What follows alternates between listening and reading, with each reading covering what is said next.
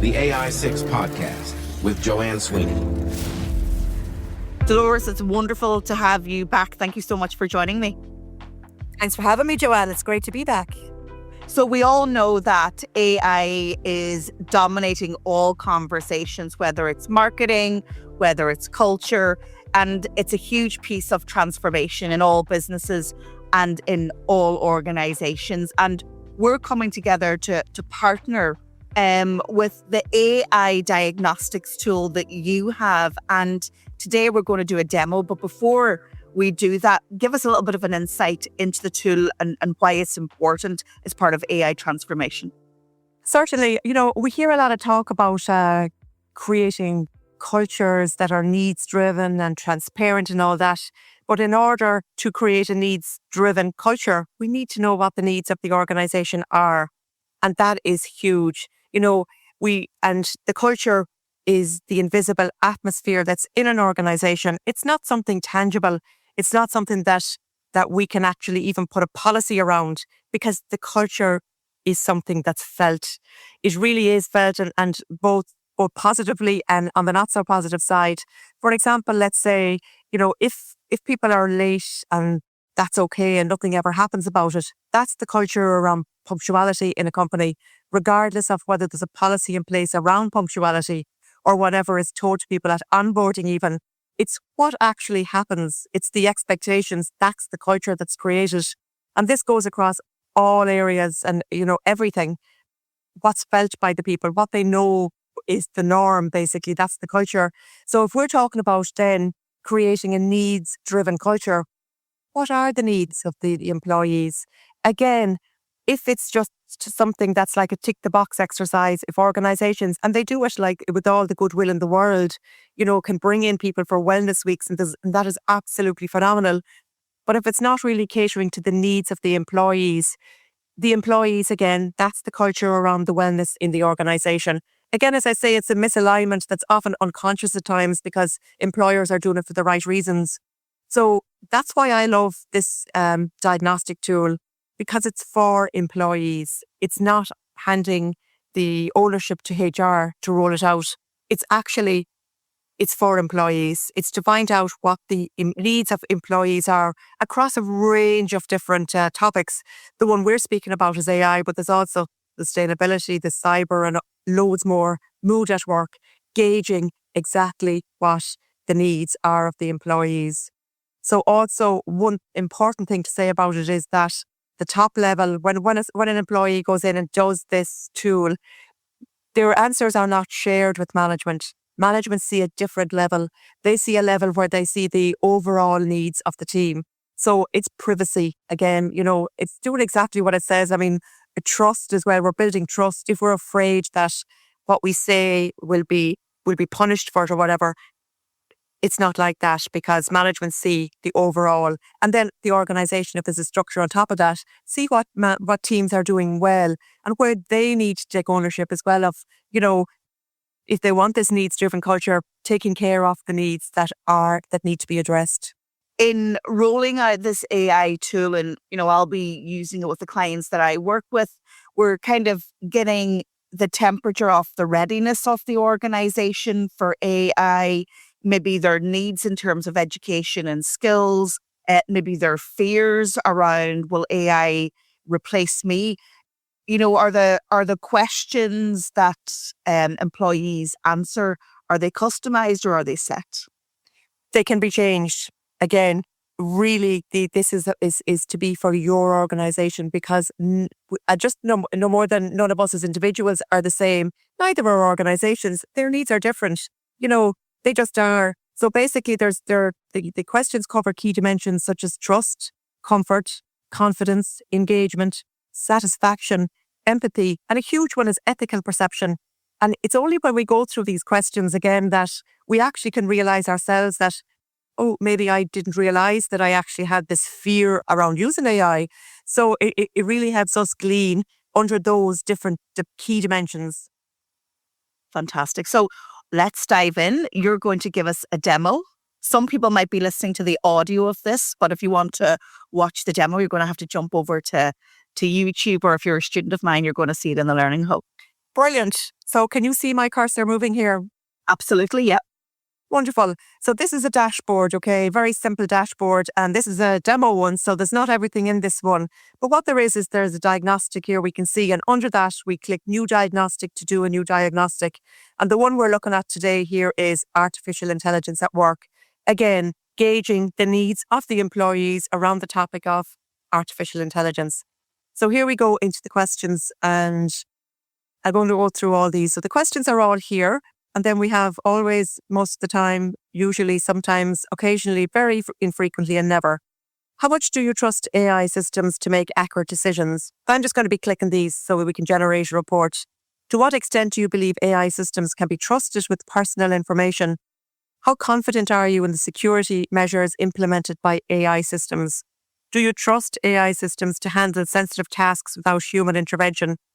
I feel comfortable interacting with AI systems. Remember, this is your need as an employee. Do you find it easy to trust and rely on AI systems? To what extent do you feel at ease when using AI technology? Do you feel comfortable sharing personal experiences with AI? How confident are you in the accuracy of AI system predictions and recommendations? Do you believe that AI systems are reliable in providing accurate information? To what extent do you trust AI systems to handle complex tasks efficiently? Are you confident in the ability of AI systems to adapt to different solutions? How emotionally engaged do you feel when interacting with AI systems?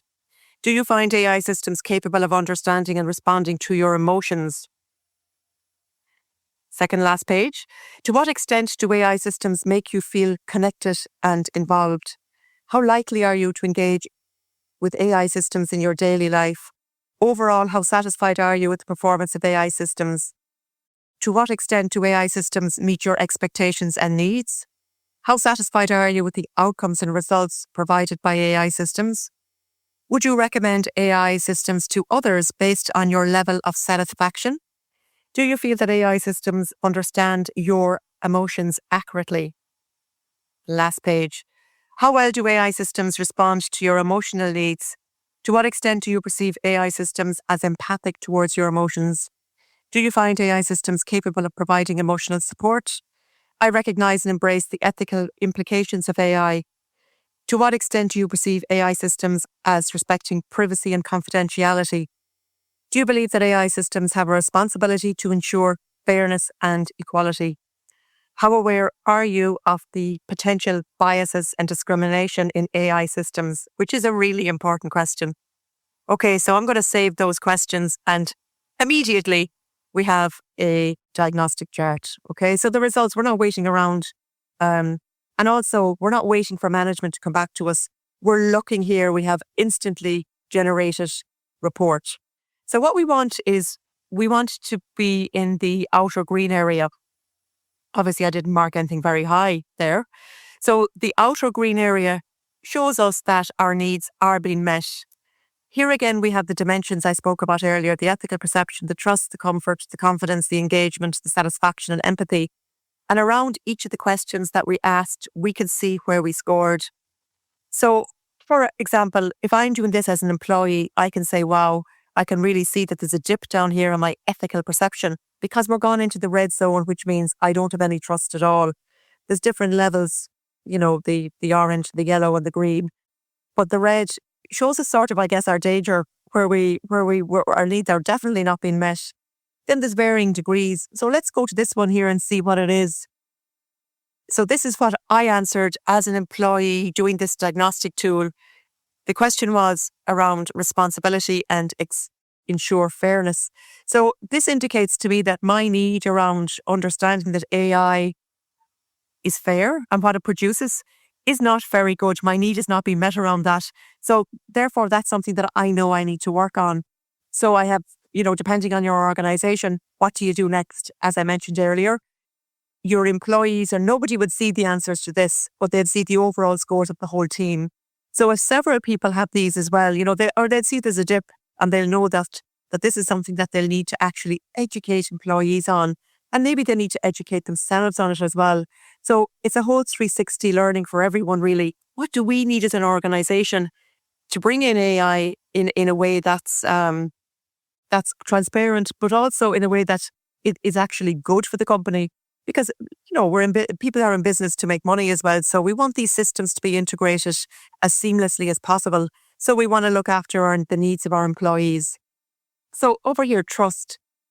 How confident are you in the security measures implemented by AI? So we look to see ourselves, as I say, what we scored. So what we can do from that is then we can set ourselves a goal. We go down here to goals and we can press that. We can set ourselves a personal goal. Maybe we see, gosh, I really need to look at, after my diagnostic review, I need to find a way to ensure I understand AI better. I'm just going to put that in, okay? As I make all these typos. So that's what I need to do. It's a goal for myself. And we put in a date, let's say I'm going to do that by next week, and I save it. So that's a personal goal I have. At an organisational level, we can also see that there's team goals. Now, we can't actually see this, obviously, because this is just a demonstration. But a manager, let's say, can, when they look at the overall diagnostic results, they can set team goals. They might say, wow, there really is a discrepancy here. We go back to the AI, we look at where there's the dip in people's needs being met, and we can address them. So as a team, it might even be on a team call. Let the team at a team call say, what goal do we want to set? We want to set a goal that there is more training. There is more training around AI ethics. Okay, so that's a team goal. So again, this is bringing please complete all fields. Okay, I'm sorry. So, and also, we can put in a team responsible. We can put in people responsible, but we don't have to either. It's not about managers getting more work to do. And that's again what I love about this. It's about people taking ownership themselves, setting their own goals, teams setting their own goals. And really, you can see how, and this really works. This is not just something that's new. This diagnostic tool is on the go for a long time, and it's used in companies like Siemens and Qatar Airlines, and used very efficiently. And there's lots of case studies if people want to see them as to the efficiency. There's already data there that proves that it works. And it is again about, as I say, it's all this taking ownership for ourselves as well. It really breaks down that again where there could be resistance from HR, say we have a knock on our plate, which they they could be very busy people. But this actually, again, it's taking teams, and teams are setting their goals. Individuals are setting their personal goals, and then they can retake the diagnostic. Okay, so looking at their scores, and I didn't go through this, but there are lots of data that we can, there again, this is more for a management. They can look at average scores around the trust, around the different dimensions I spoke about earlier, and this comparison charts. There's lots to do on this. And also, there are also suggested activities. Okay, so again, it's about the ownership piece. Let's say I set a goal for myself that I wanted to become more confident. You can go in and we can find tools on the site that actually help us with these things, give us, tips and that. But also as a team, let's say it really brings team building to a different level. Not bringing in anyone from the outside either. It's as a team, maybe a goal can be, let's once a week or once a month even, whatever, once every quarter, let's do a team building activity around where we have low scores, where the team's needs are not being met. The activities are in the system. They're proven again activities around motivation, and it's all again around bringing people together. And it's that connection piece, it covers so many different areas of everything. That's why it does work. So that in a nutshell is looking at the diagnostics and looking at a diagnostic chart. As I say, that was done very quickly. It probably took me about 5 minutes, or it probably would have taken me maybe less if I wasn't talking so slowly. So this is what's produced, and this is what's available using this. As I say, this is just the AI. There's so many. We can gauge the mood at work, the satisfaction levels at work, lots of different things. So I hope that was that explained it okay, Joanne. Yeah, you explained it brilliantly. And you know what? One of the most common questions I get is, what are our first steps? And I think this is a great first step. Literally take the temperature of AI and the culture of AI and the perceptions of AI in your organization, then do some activities, implement some changes, and then you can retake it, right? And do a comparison. So it's very transparent, as you say. There's that anonymity inbuilt into it for employees so that they feel they can be honest. But then at a higher level, more of the strategic oversight for managers. It's a wonderful tool. So thank you for the demo. And as I say, we're going to be rolling it out to students and to clients. You're going to be delivering the workshop and all that around it, 'cause that's your area of expertise, Dolores. But what a brilliant tool. Yes, I'm glad that you see how good it is. If people want to use it, but maybe they're a little bit nervous that it's going to add more work, what would you say? What's been your experience? Again, it's about, and that is a very valid question, because that is something that like people are like, we have just so much on. But really, as I say, this is really something that it can be rolled out, and it's giving the employees the work to do, but in a way that's actually letting their needs be felt. But for them personally, as well as, I'm not doing this necessarily for the organisation, I'm doing it to understand my needs. And we glean so much about our own self around it, so some companies may have barriers saying we have enough in, we have this, that and the other, but this can be rolled out seamlessly and like anyone can have a demo of it there again like that, just to prove how seamlessly it works. Anyone, as I say, that wants a free demo could get one, because it does work, but it obviously has to be proven. It's okay for someone to say that, but when you see how easy it is, I think then people will realise that it is easy. Yeah. And the data tells an amazing story. And I think that was the thing that blew my mind when you gave me the demo first, is that the story that it tells immediately, because obviously it's leveraging AI, right, to convert people's answers into meaningful insight. So it's super powerful. It's light touch, as you say, in terms of the time it takes for the employee. All the data sits there for the manager or the employer. And then you've got those activities, and it can really inform an education piece too, as you said, around training. But wonderful tool to have. Thank you so much for demoing it. And I'm sure we'll be talking to you again. Thanks, Joanne. The AI 6 Podcast with Joanne Sweeney.